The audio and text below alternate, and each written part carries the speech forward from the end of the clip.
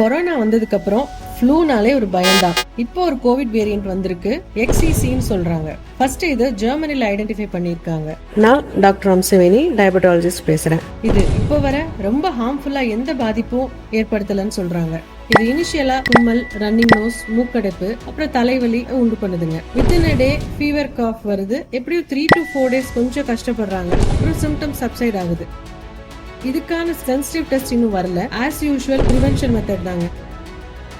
வேற என்ன, mask, social distance, hand வாஷ்னு ப்ராப்பர் ஹைஜீனை ஃபாலோ பண்ணினா நல்லது. கிட்ஸுக்கு இந்த மாதிரி சிம்டம்ஸ் இருந்தா ஸ்கூலுக்கு அனுப்பாம நல்ல ஹைட்ரேஷன் கொடுத்து வீட்லயே வைக்கிறது நல்லதுங்க. தேவையில்லாம நீங்களே செல்ஃப் மெடிகேஷன், அதாவது சிம்டம்ஸ் வந்த உடனே ஆன்டிபயோட்டிக் ஸ்டார்ட் பண்ண வேணாம். Immuno compromise people like pregnancy, liver patient, வேற ஏதாவது கிரானிக் டிசீஸ் பேஷண்ட், அவங்க ஃபேமிலி டாக்டரை கன்சல்ட் பண்ணி சரியான ட்ரீட்மெண்ட்டை டைமுக்கு எடுத்துக்கோங்க. Take control of your health.